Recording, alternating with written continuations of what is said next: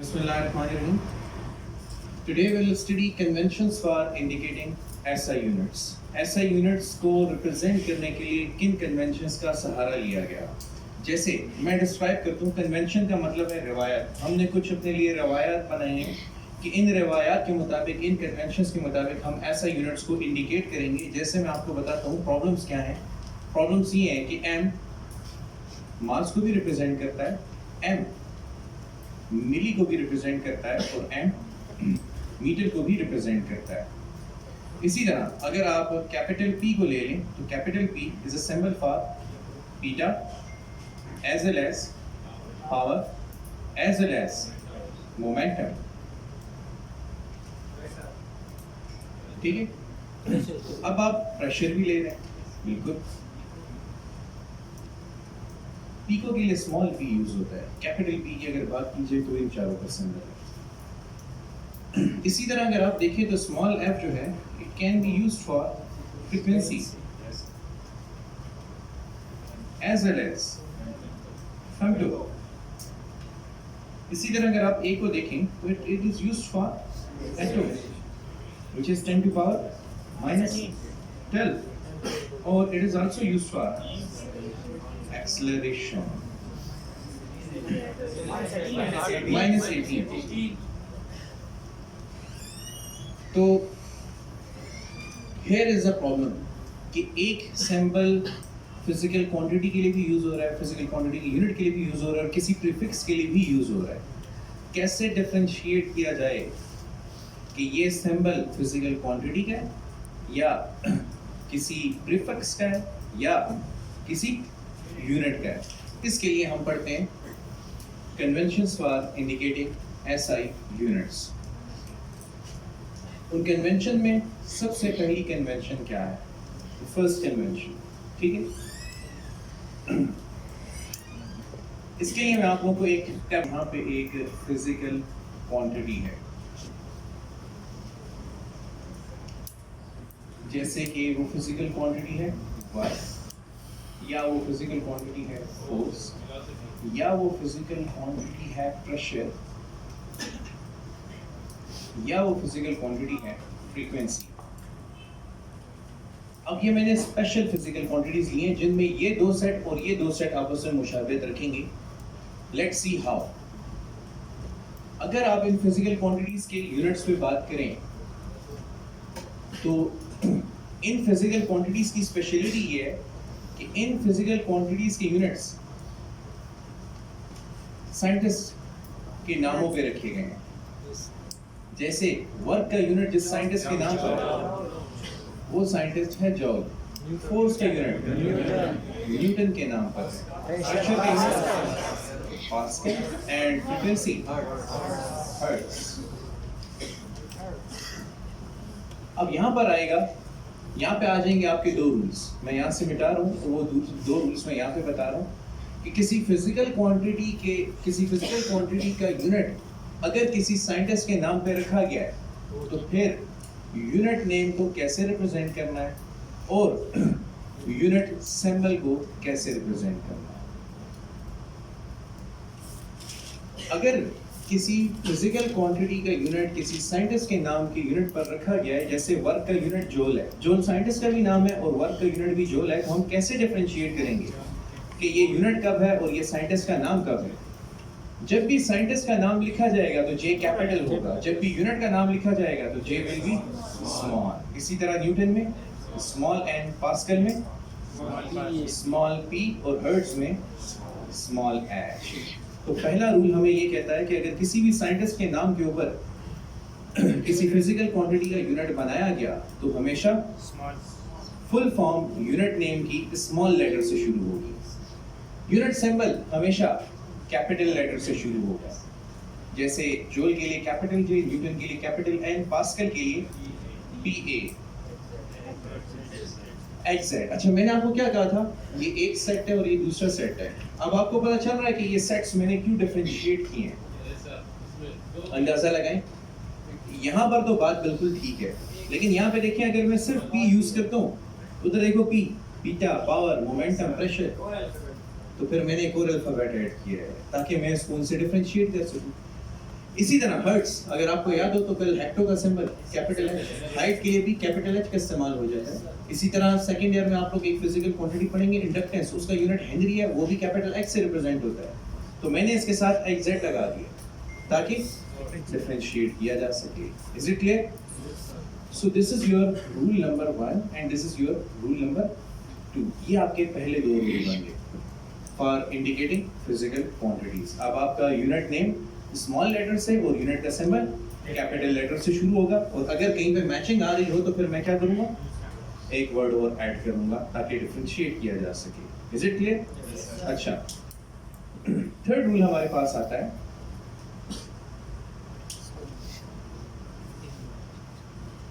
To, बल्कि मैं ये लिख देता हूं, combination of SI units,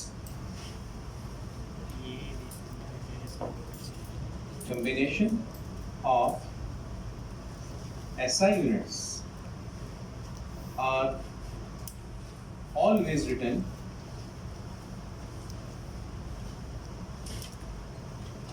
one space apart। जब भी आप SI यूनिट्स को कंबाइन करेंगे तो उनमें एक स्पेस का होना जरूरी है। फॉर एग्जांपल, जब आप लिखते हैं मीटर पर सेकंड, तो मीटर पर सेकंड स्पेस मौजूद है। जब आप लिखते हैं न्यूटन मीटर, तो स्पेस मौजूद होनी चाहिए, वाज़ेह स्पेस मौजूद होनी चाहिए, ठीक है। इसी तरह जब आप लिखते हैं किलोग्राम मीटर पर सेकंड, तो वाज़ेह स्पेस मौजूद होगी, तो इससे हमें क्या अंदाजा होगा कि ये भी यूनिट है और ये दोनों ऐसा यूनिट्स हैं, दे आर ऐसा यूनिट। सो अब ये एम किसको शो कर रहा है? मीटर को शो कर रहा है, ये मिली को या मास को शो नहीं कर रहा। Is it clear? Okay, the fourth rule,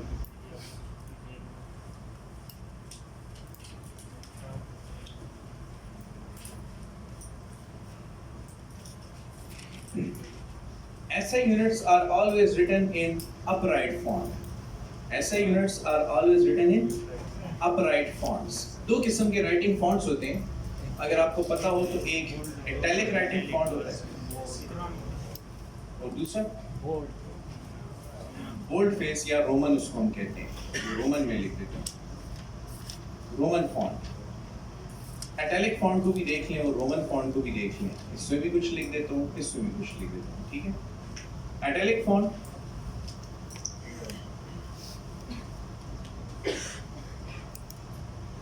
genius are born. तो अब ये देखिए थोड़ा तिरछा लिखा होता है, इटैलिसाइज्ड है, राइटिंग फॉन्ट थोड़ा सा तिरछा होगा। और जब आप रोमन फॉन्ट की बात करते हैं तो रोमन फॉन्ट में राइटिंग कुछ यूं होगी, अपराइट होंगे, बिल्कुल straight. Genius are born not made. अब समझ आ रहे, फर्क समझ आ रहा है दोनों में? या मैं इस इटैलिक फॉन्ट को थोड़ा सा और तिरछा करूं, क्या आपको क्लियर हो? यस सर, समझ आ गया ना? ओके, सी रूल नंबर 4 क्या कहता है? SI units are always written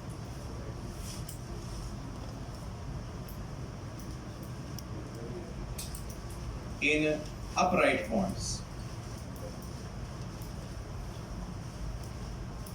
irrespective of surrounding text।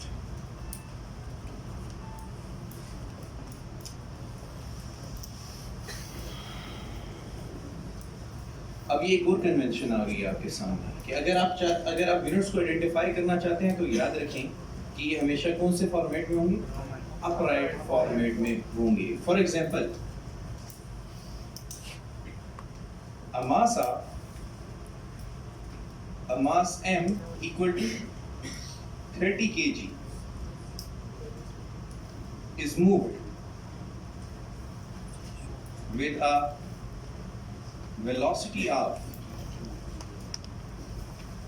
10 metre पर सेकेंड। और से देखिए आप, मेरा राइटिंग फॉर्मेट आप देख रहे हैं कौन सा है? इटैलिक है। राइटिंग फॉर्मेट मेरा इटैलिक है।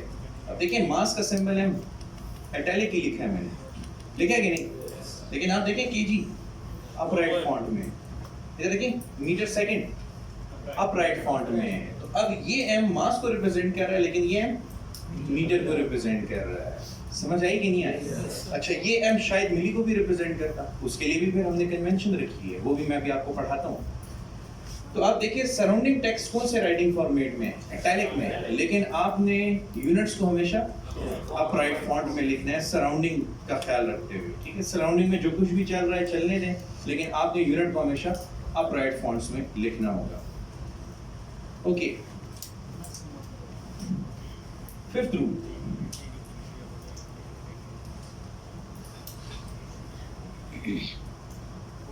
units are symbolized in standard forms defined by SI।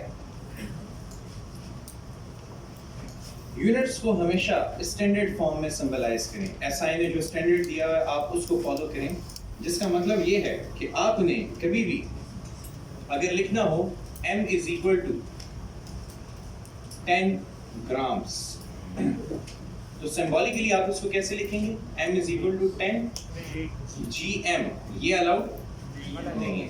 क्या लिखेंगे?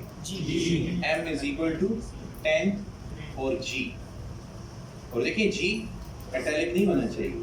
इसी तरह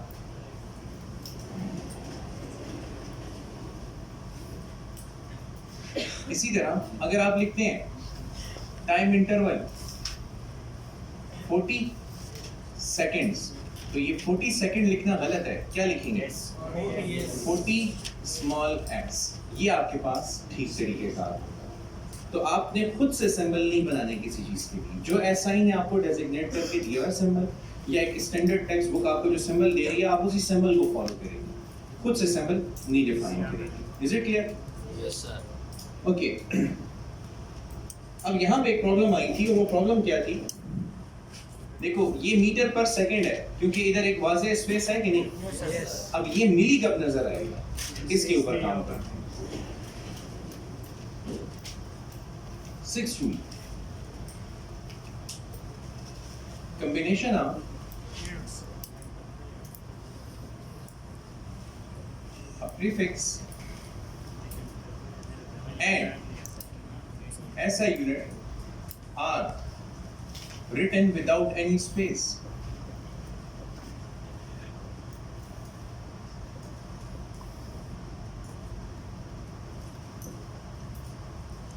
प्रीफिक्स और SI यूनिट को आपने बगैर किसी स्पेस के लिखना है, तो इसका मतलब जब आपको लिखना होगा 1 × 10⁻⁻6 या -3 सेकेंड, तो इसको कैसे लिखेंगे? 1 मिली सेकेंड। कोई स्पेस है? नहीं। अब पता चल रहा है कि ये m क्या है? ठीक है, अब जरा मुझे ये 3 नोटेशंस बताएं किससे रिप्रेजेंट कर रही हैं। अगर मैं कह रहा हूँ ये m है, तो ये किससे रिप्रेजेंट कर रहा है? क्योंकि ये किस फॉर्मेट में लिखा हुआ है? इटैलिक है। लेकिन अगर मैं कहूँ कि ये है m पर सेकेंड, तो ये क्या है? ये है मीटर पर सेकेंड। लेकिन अगर मैं कहूँ इट इज ms, तो फिर ये क्या है? It is millisecond. समझ आई बात? तो अब आप तीनों एम्स में फर्क कर सकते हैं कि कब ये m मास को, कब ये m यूनिट को, और कब ये m प्रीफिक्स को इंडिकेट करेगा। आइडिया क्लियर हुआ? Okay, the 7th rule, compound prefixes are not allowed.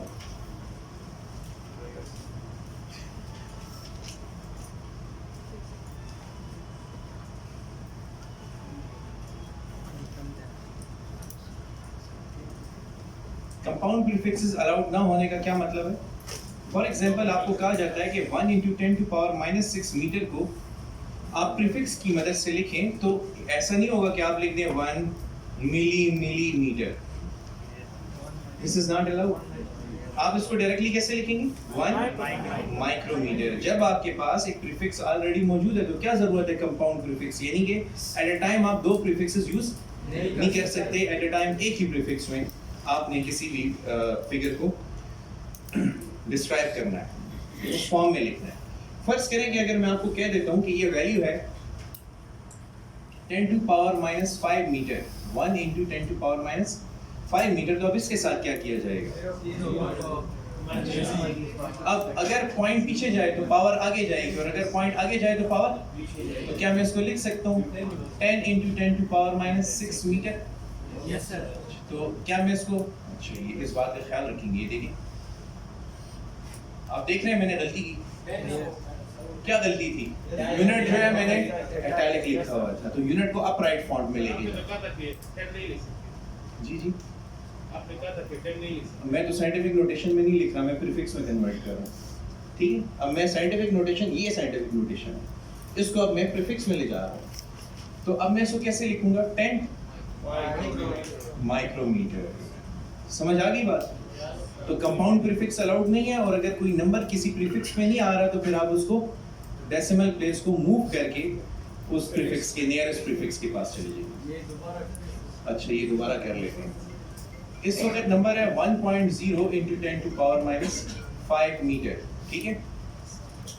अगर डेसिमल पॉइंट आगे जाता है तो पावर बिकम्स मोर नेगेटिव, इनमें इनवर्स रिलेशन है। जितना आप डेसिमल पॉइंट को आगे लेके जाएंगे पावर बिकम्स नेगेटिव, और जितना आप डेसिमल पॉइंट को पीछे लेके जाएंगे पावर बिकम्स मोर पॉजिटिव। अब मैं इसको नियरेस्ट प्रीफिक्स में ले जाने के लिए दो तरीके हैं।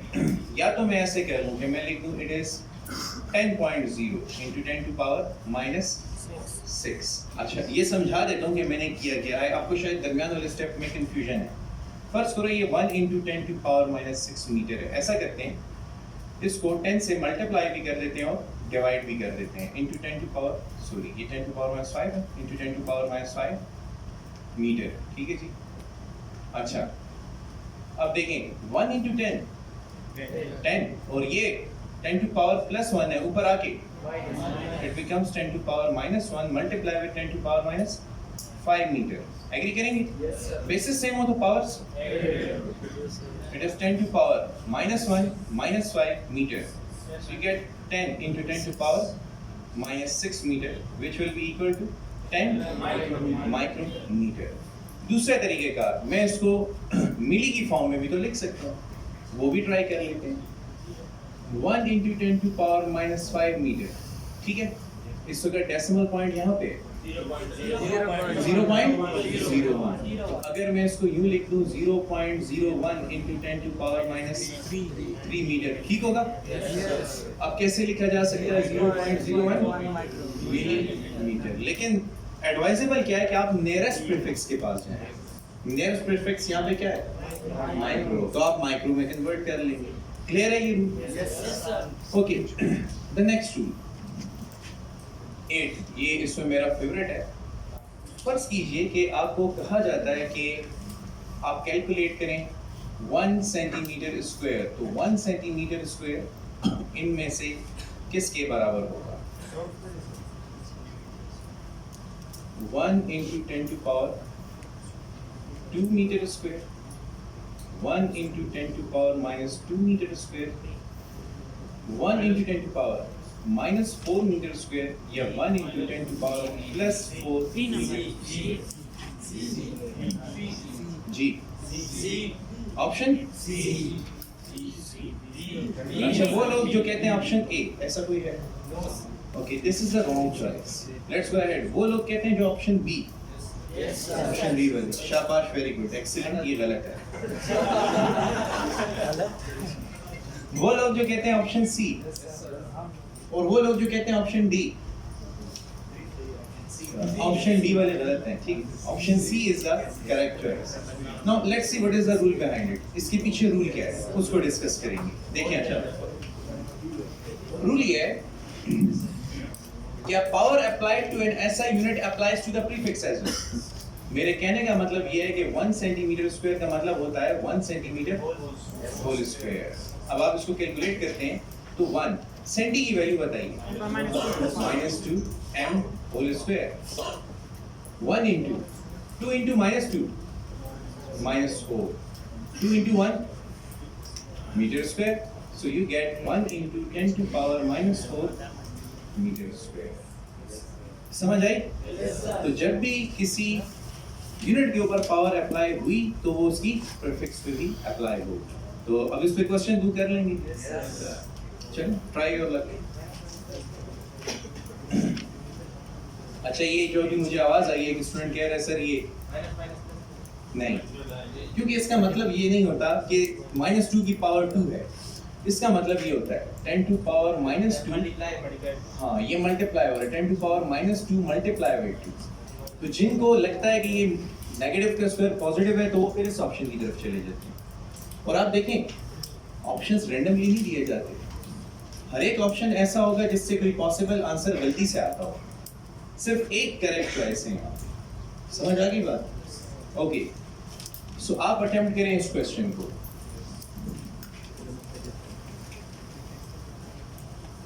वन मिलीमीटर स्क्वायर इनमें से किसके बराबर है?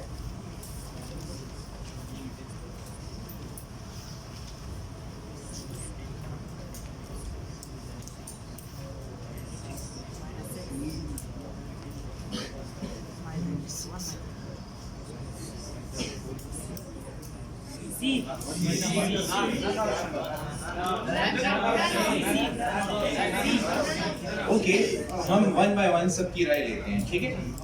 वो लोग जो कहते हैं ऑप्शन ए, यार अभी तो इसमें धोखा दिया है, ये तो हो ही नहीं सकता, क्योंकि अगर 10 टू पावर -3 मीटर स्क्वायर होता तो फिर ये 10 टू पावर -2 मीटर स्क्वायर होता। ये तो नहीं हो सकता। The power applied to the unit applies to the prefix as well, ठीक है ना? इसका मतलब कि यहाँ पे जो लिखा हुआ है 1 millimetre square, this is equal to 1 into mm whole square, which is 1 into 10 to power -3 metre whole square. तो 3 का square -9, so the correct choice is 1 nanometre square. समझ आई कि नहीं आई? गलत है। देखिए चलिए इधर देखिए, शाबाश। वो लोग जिन्होंने 2 into 3 -6 मीटर स्क्वायर, तो 10 टू पावर -6 किसके बराबर है? So the correct choice is 1 micrometre square. कितने लोगों ने किया था? Very good, really very good, this is also wrong. अच्छा, अब तुम लोग लॉजिकली सोचो थोड़ा सा, ये करेक्ट चॉइस है। अब तुम लोग लॉजिकली सोचो, तुम लोग जो कह रहे हो उस पे सुनो। स्टूडेंट्स, आप लोग ये कह रहे हैं कि 1 मिलीमीटर स्क्वायर 1 माइक्रोमीटर स्क्वायर के बराबर है। This is what you are saying. आपके आंसर के मुताबिक जो आप लोग कर रहे हैं इलॉजिकली, सिर्फ मैथ गेम खेल रहे हैं, पीछे लॉजिक नहीं लेके चल रहे हैं। उसके मुताबिक आप कहते हैं 1 मिलीमीटर स्क्वायर 1 माइक्रोमीटर स्क्वायर के बराबर है। पहले तो लॉजिकली सोचेंगे ये कभी हो नहीं सकता। अच्छा, अपार्ट ऑफ दैट, जब ये नहीं हो सकता तो क्या होगा? इसको जब हम ओपन करते हैं तो देखो, आपने इसको बंद करके माइक्रोमीटर बनाया है। नहीं, ये अगर रिवर्स ऑर्डर में जाए बंद होगा तो वापस क्या बनेगा? मिलीमीटर स्क्वायर बनेगा। देखिए ये कहां से आया है? आगे ये तो ज्यादा है। हाँ ना, 1 millimetre square is greater than a micrometre square. तो 1 मिलीमीटर स्क्वायर को जब सॉल्व करते हैं तो ये रिजल्ट आता है। अब अगर आप इसको वापस बंद करेंगे तो ये आएगा, ये माइक्रोमीटर नहीं बनेगा। अब आपने सिंपली ये किया कि आपने देखा यहाँ पे 10 टू पावर -6 है, वो यहाँ पे माइक्रोमीटर स्क्वायर है, तो आपने फौरन माइक्रो का ऑप्शन लेके और ऑप्शन सी को करेक्ट कर दिया। अगर मैं माइक्रोमीटर स्क्वायर को ओपन करूं तो गाइस देखें उस वक्त क्या होता है। Let's open a micrometre square. 1 micrometre square is 1 into 10 to power -6 metre whole square, it is 1 into 10 to power -12 metre square. अब क्या कहोगे? ये पिकोमीटर स्क्वायर है? नहीं। और फिर देखो, आप कह रहे थे कि 1 into 10 to power -6 metre square 1 into 10 to power -12 metre square के बराबर है। Is it possible? No. Hence the correct choice is none of these। अब रूल समझ आए? फिजिक्स में रूल्स आपको गलतियां करके समझ आएंगे, ये सर हिलाने से नहीं समझ आते कि जी सर हमें समझ आ गया। इसका डिफरेंट कैसे करेंगे सर? ये प्रीफिक्स है या वैसे? प्रीफिक्स में तो हम डिफरेंशिएट कर सकते हैं। देखो यहाँ पे कोई स्पेस नहीं है, ये तो प्रीफिक्सेस ही हैं, लेकिन प्रीफिक्सेस की वैल्यू को सॉल्व करके पता चलता है कि करेक्ट ऑप्शन क्या है। अगर क्वेश्चन में ये दिया हो 1 into 10 to the power -6 जी, और ऑप्शन में 1 मिलीमीटर स्क्वायर और माइक्रो, तो दोनों में कौन तो सा? डेफिनेटली 1 मिलीमीटर स्क्वायर लेंगे। इनका सवाल है कि सर अगर क्वेश्चन में 1 into 10 to the power -6 metre square दिया गया और उसको प्रीफिक्स की फॉर्म में लिखना हो तो क्या हम माइक्रोमीटर स्क्वायर लिखेंगे या मिलीमीटर स्क्वायर? ऑब्वियसली ये कहाँ से आया है? हम मिलीमीटर स्क्वायर को चूज करेंगे। लेकिन वहाँ पर तो हमें इस तरह पता नहीं चलता। नहीं, वहाँ पे आपको मेथड से पता चलता है, ये तो सोल्यूशन से पता चलेगा, ये तो ऐसे नहीं पता चलेगा। लाइक देखिए फॉर एग्जांपल हम अभी ओपन कर रहे थे ना, किसी को क्लोज कर लेते हैं, ठीक है? जैसे मैं आपको कहता हूँ, लेट्स से हमें कहा जाता है 1 × 10⁻⁻12 मीटर मीटर स्क्वायर। इसको प्रीफिक्स की फॉर्म में लिखें।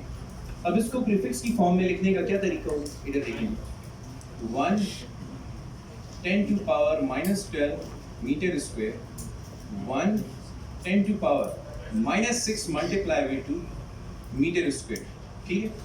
1 10⁻⁻6 दोनों की पावर कॉमन हुई है, तो इसको मैं ऐसे लिख सकता हूँ 10⁻⁻6 होल स्क्वायर होल। अब इस पावर को, इस ब्रैकेट को बस हटा दें। अब बताएं ये क्या है? 1 micrometre whole square which is equal to 1 micrometre square. You got the idea? ऐसे हम क्लोज करते हैं। यहाँ पर ये -6 माइक्रो के बराबर है, वहाँ पर नहीं है, तो ये क्यों? उसकी वजह ये थी कि यहाँ पे जब आप इसको स्क्वायर करोगे तो ये जाके बनेगा 12, और वहां पे जब आप मिली के स्क्वायर को ओपन करते हो तो वो बनता है -6। इसको जब मैं पीछे ले जाता हूँ तो देखो ये 10⁻³ मीटर होल स्क्वायर है, और ये वैल्यू मिली के बराबर है, और ये क्लोज होता है तो 1 मिलीमीटर स्क्वायर बनता है। जबकि वहां पर आप देखते हैं तो वहां पर देखिए 10⁻⁻6 मीटर होल स्क्वायर, ये -6 कहाँ से आया? 10⁻12 से आया। समझ आई कि नहीं आई? वो 10⁻³ मल्टीप्लाई विद 2 से आया था, ये 10⁻6 मल्टीप्लाई विद 2 से आया। ओके, श्योर है? आप लोगों को आ गया ना? दे दो, क्वेश्चन कर लेंगे? चलिए, try your luck again. Let's have another question at it.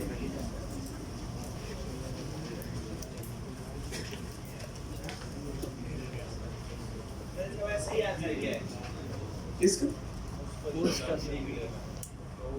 none of these, वो तो हमने सॉल्व जब किया तो 1 × 10⁻6 मीटर स्क्वायर आ गया।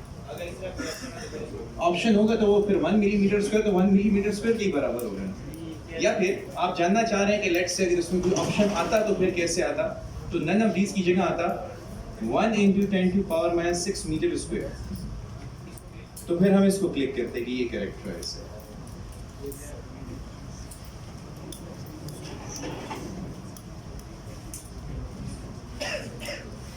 ओके, सो स्टूडेंट्स इस क्वेश्चन को अटेम्प्ट करें।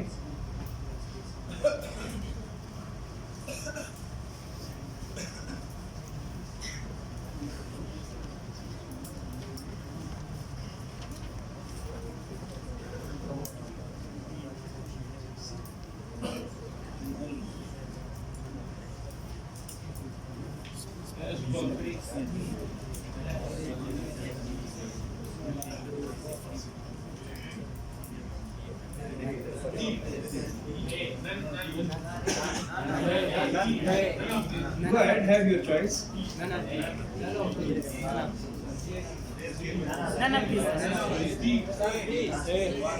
अच्छा, तो वो लोग जो क्या कहते हैं, it is option A.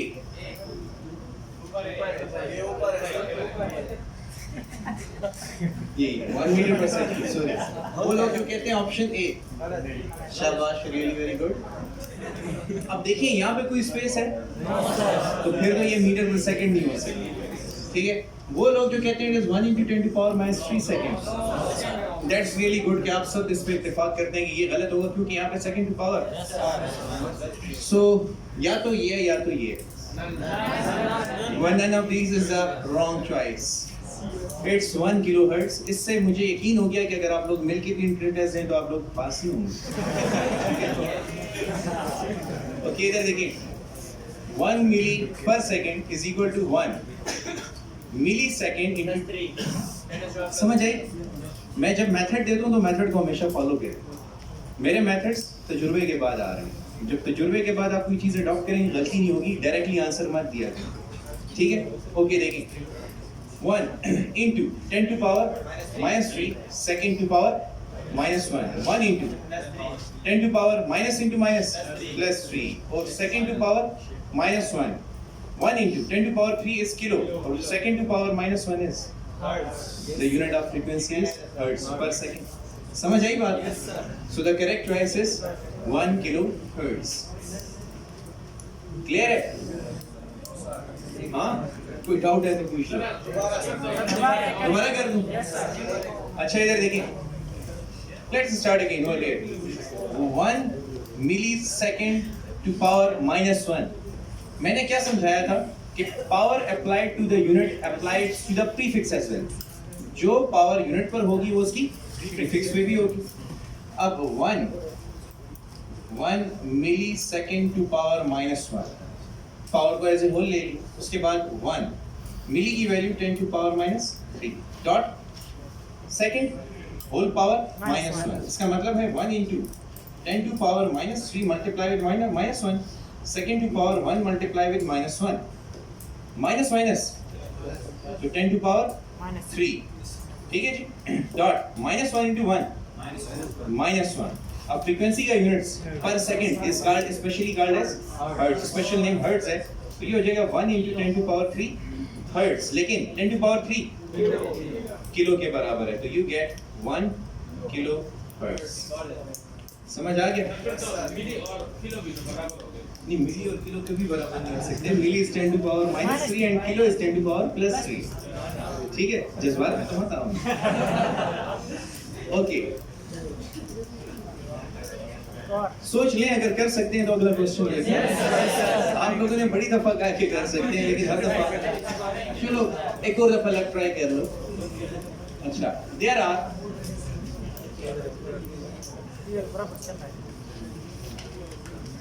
How many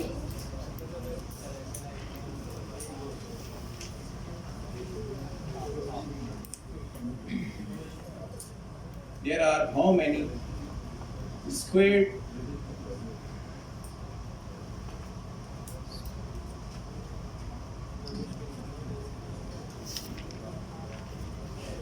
millimeters in a